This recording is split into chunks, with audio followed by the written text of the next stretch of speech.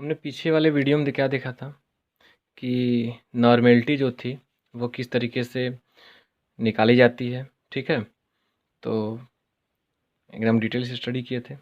तो हम लोग यहाँ पे एक क्वेश्चन लेते हैं जो नॉर्मेलिटी को थोड़ा सा और क्लियर कर देगा आप लोगों के लिए, जो कि बोर्ड के लिए इंपॉर्टेंट भी है। इस टाइप के क्वेश्चन आते हैं आपके 12th में। तो क्या करना है कि 4 ग्राम NaOH है, सोडियम हाइड्रोक्साइड, उसको क्या कर दिए हैं हम पानी में घोल रहे हैं। ठीक है, जली विलेन इसका बना रहे हैं। घोल करके 250 ml बना लिए। इसको क्या किए, 4 ग्राम NaOH लिए और इसको पानी जल में घोल दिए। 250 ml पूरा बिलेन बन गया। पूरे बिलेन का आयतन, ये जो है बिलेन का आयतन दिया है, बिलेन का आयतन है, ये 250 ml दिया हुआ है। हमको इस बेलन की नॉर्मलता निकालनी है। ठीक है, तो आप लोगों को पता है कि सबसे पहले तुल्यांकी भार निकालना है। तुल्यांकी भार जब निकल जाएगा तो तुल्यांकों की इससे संख्या निकाल लेंगे। जब तुल्यांकों की संख्या निकाल लेंगे तो फिर नॉर्मलता आ जाएगी। तो सबसे पहले तुल्यांकी भार निकालते हैं। तुल्यांकी भार निकालने के लिए, तुल्यांकी भार ये जो है निकालने के लिए अणु भार अपान क्षार की अम्लता या अम्ल की क्षारकता या जो लवण होते हैं उनमें भाग लेने वाले आयनों की संख्या, ये निकालनी होती है। तो कैसे हम लोग निकालेंगे, हम इसको घोल जो रहे हैं, NaOH जो घोल रहे हैं, ये एक क्षार है। आपको पता होना चाहिए क्योंकि इसमें OH है, क्षार हो गया। तो जो जो क्षार है इसकी अम्लता निकालेंगे। तो इसमें OH क्या ठो है, एक ठो है। देखिए एक ठो OH है, एक OH है, तो इसकी अम्लता जो हो जाएगी एक हो जाएगी।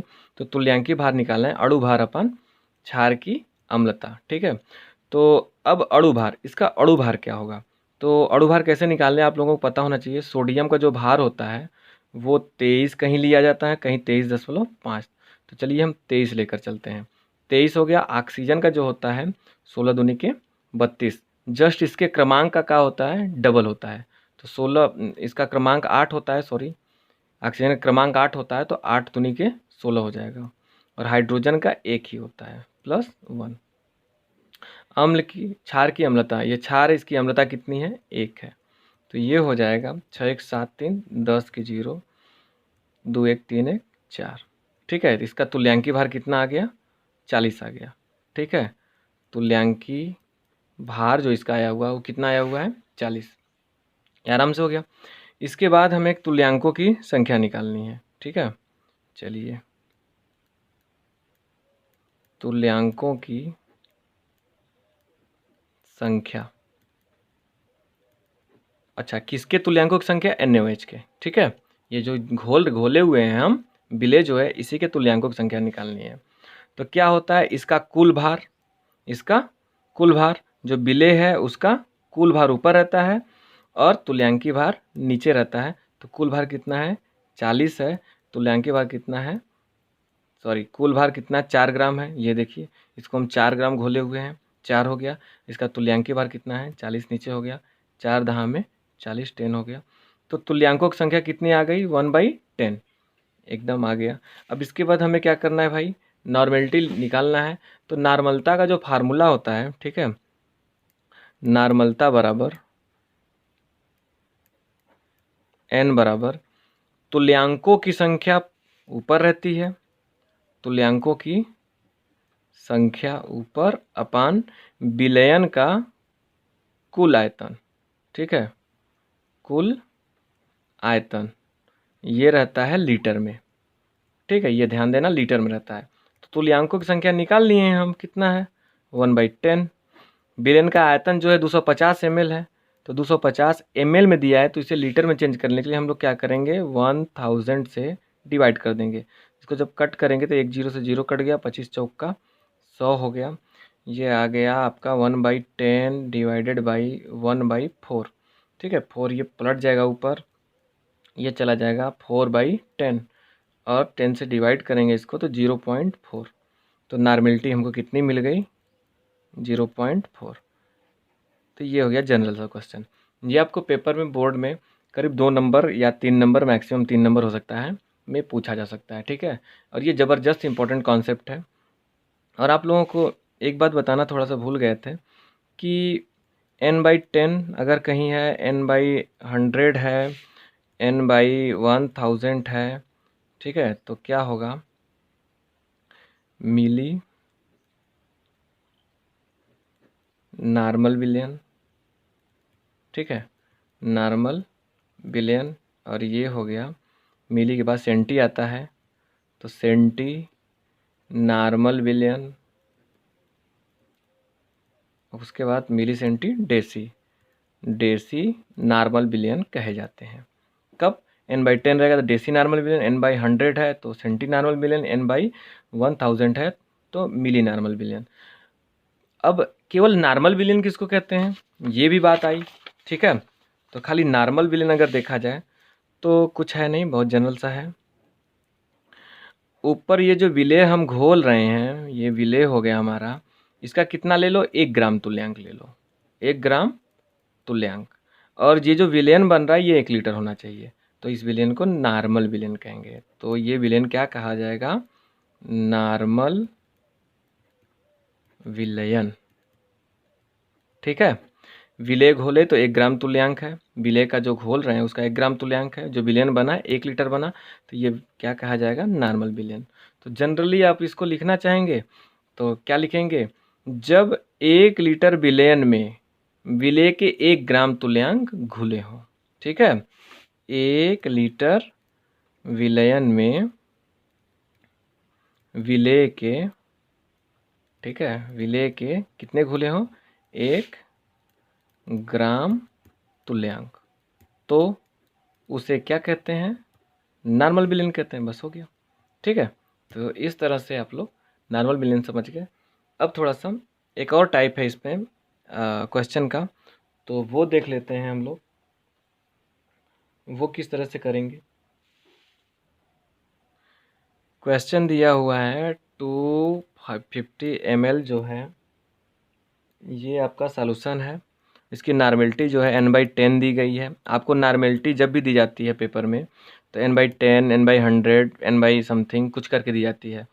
तो आप जब नॉर्मेलिटी लेंगे n की वैल्यू तो n हटा देंगे और न्यूमेरिकल पोर्शन ले लेंगे, ठीक है। किसका है, Na2CO3 का, ठीक है, ये हो गया। तो Na2CO3 विलेय है, इसको घोला गया है, इसमें पूछा गया है इस क्वेश्चन में कि Na2CO3 की मात्रा क्या होगी, जो मात्रा है वो क्या होगी। अब आइए इसको हम समझाते हैं आपको, ये हो गया, ठीक है।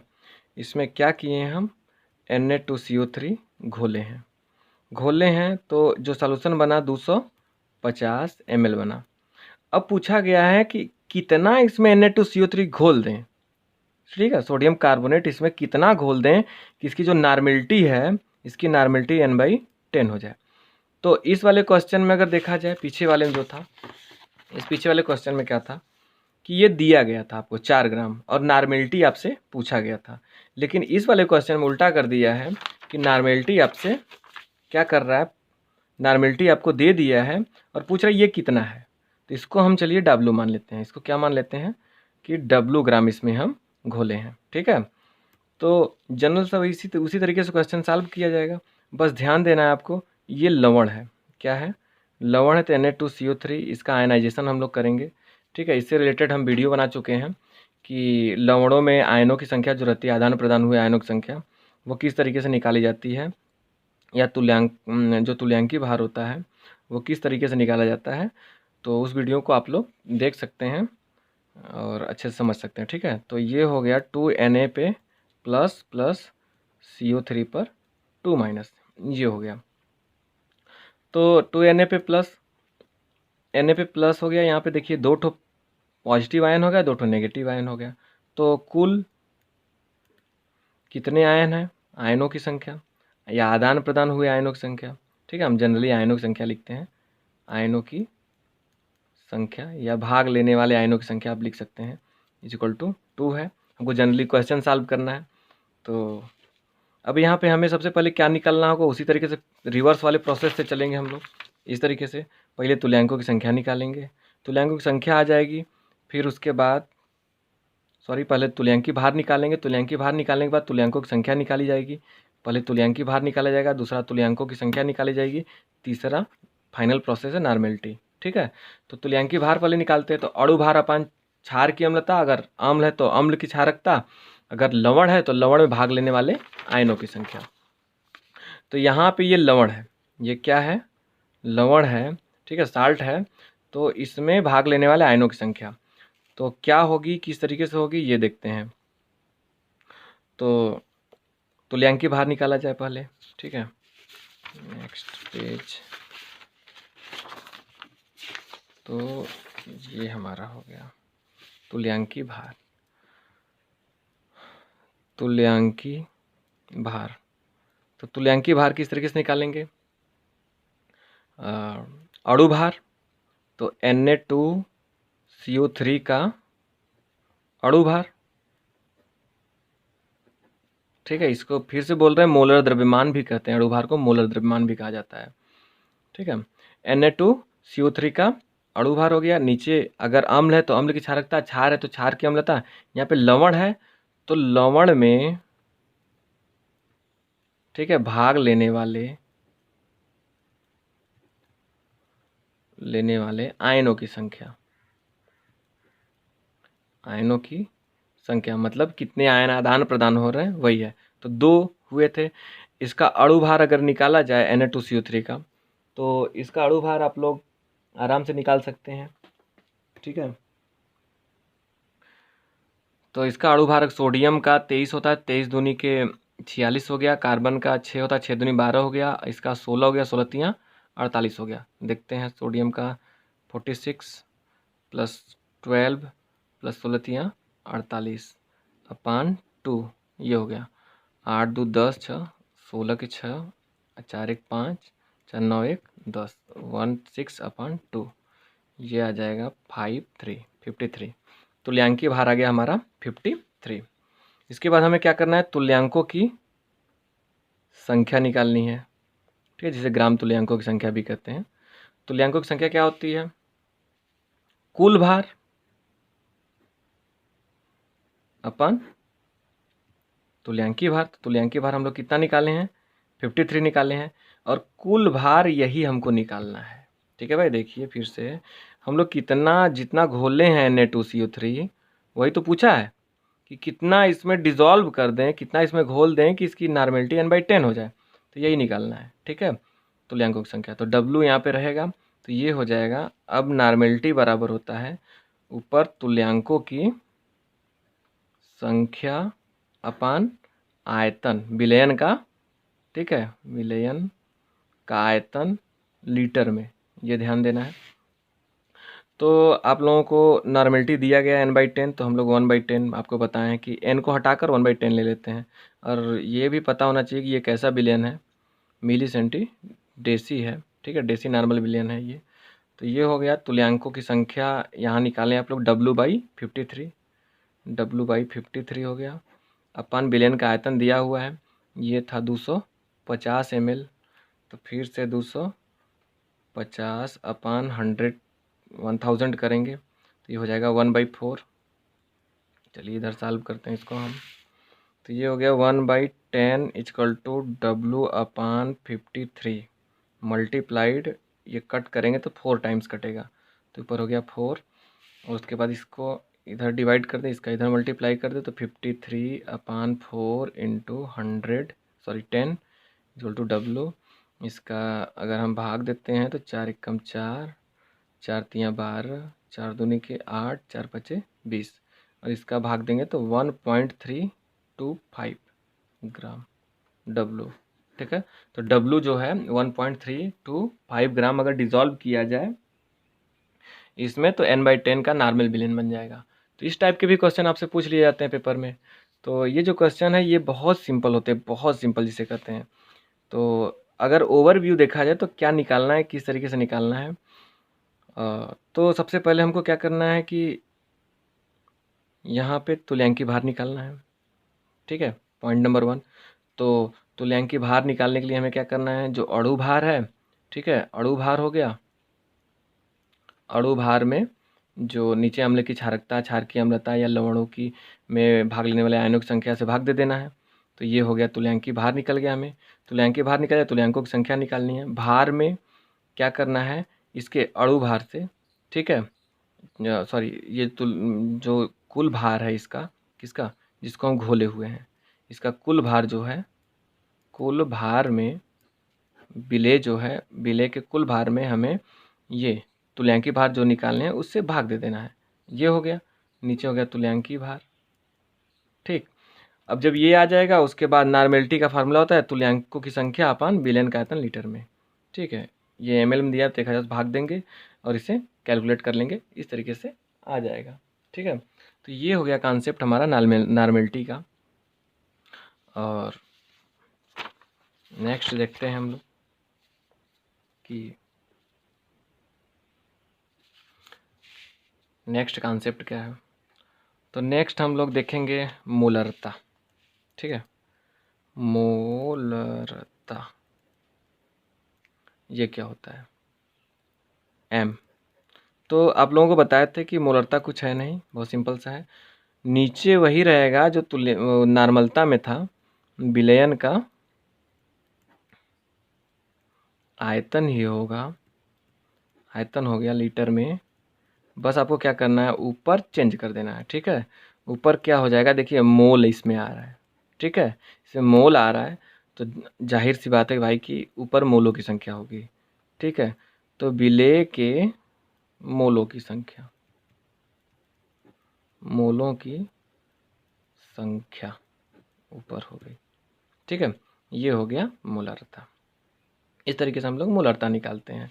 तो यहाँ पे बात आती है मोलों की संख्या कैसे निकाली जाती है, ये तो बहुत जनरल होता है, 9th में सब लोग पढ़ते हैं। तो मोलों की संख्या का फार्मूला होता है, मोलों की संख्या का फार्मूला होता है सेम टू सेम उसी तरीके से है। ठीक है, जैसे पीछे था तुल्यांकों की संख्या, तो कुछ इसमें करना नहीं है, इसमें और आसान है तुल्यांकों से। विलेय का कुल भार, ठीक है, जिसके भी मोलों की संख्या निकालनी है, विलेय नहीं, जिसके भी मोलों की संख्या निकालनी है उसका कुल भार, उसका कुल भार अपान अणु भार। ठीक है, अणु भार या मोलर द्रव्यमान जिसे कहते हैं, मोलर द्रव्यमान, ये हो गया। बस जनरल सा फार्मूला, इसे निकालो, यहाँ रखो, सॉल्व करो, आंसर हो गया।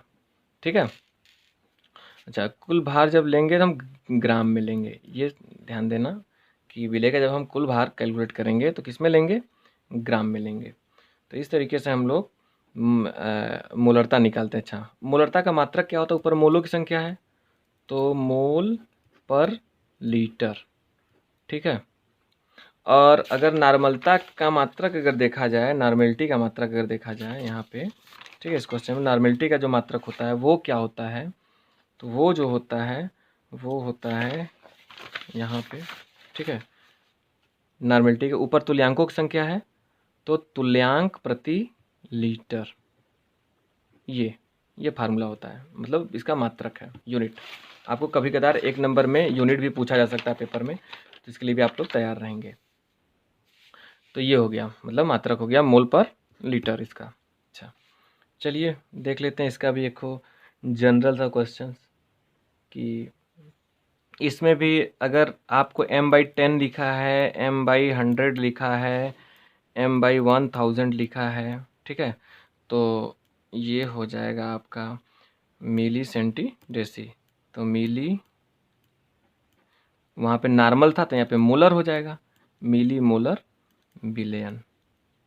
ठीक, और यहाँ पे सेम टू सेम ये चीज़ें रहेंगी, इसकी यहाँ पे हो जाएगा सेंटी, यहाँ पे हो जाएगा डेसी। ठीक है, ये सेम चीज़ें रहेंगी, deci molar billion, sorry deci molar billion, centi molar billion, milli molar billion, ये हो गया। यहाँ पे मोलर बिलियन भी आता है, खाली मोलर बिलियन। मोलर बिलियन क्या होता है, मोलर बिलियन। ठीक है, तो ये जो मोलर बिलियन है इसका क्या कॉन्सेप्ट है, तो जनरल सी बात है, हम कर क्या रहे हैं, ये H2O मान लो हो गया, यहाँ पे किसी को घोल रहे हैं, मान लेते हैं हम NaCl को घोल दिए। ठीक है, नमक को इसमें घोल दिए, जब नमक को घोलेंगे तो ये हो गया हमारा विलेय और ये हो गया बिलेन हमारा वाला बना। तो बस ध्यान रखना, अगर 1 मोल, कितना, विलेय का अगर हम 1 मोल घोलते हैं और जो बिलेन का आयतन है वो 1 लीटर है, विलेय का कितना घोलेंगे 1 मोल, और विलयन का आयतन 1 लीटर है, तो इस विलयन को कहेंगे मोलर विलयन, केवल मोलर विलयन। ठीक, ये हो गया, ये जनरल सा कॉन्सेप्ट है। ठीक है, तो मोलर विलयन क्या होता है, डेसीमोलर विलयन क्या होता है, सेंटीमोलर विलयन का, मिलीमोलर विलयन क्या होता है, ये आप समझ गए। अब इस पे न्यूमेरिकल्स देखना है। ठीक है, तो न्यूमेरिकल्स जो हैं वो चलिए नेक्स्ट वीडियो में देखा जाएगा, क्योंकि ये वीडियो थोड़ा लंबा होने वाला है। तो थैंक यू फॉर वाचिंग, और अपने दोस्तों से शेयर करिए, क्योंकि जो जो टॉपिक पढ़ा रहे हैं हम, ये बोर्ड के लिए, आपके यूपी बोर्ड के लिए रामबाण है। मतलब इन टॉपिकों से क्वेश्चंस फंसते हैं पेपर में, और हम उन्हीं टॉपिकों को कवर कर रहे हैं यहाँ पे, जो कि बोर्ड में पूछे जाते हैं। ठीक है, तो एक बार फिर से धन्यवाद आपका वीडियो देखने के लिए, और अपने दोस्तों से ज़रूर शेयर करिए।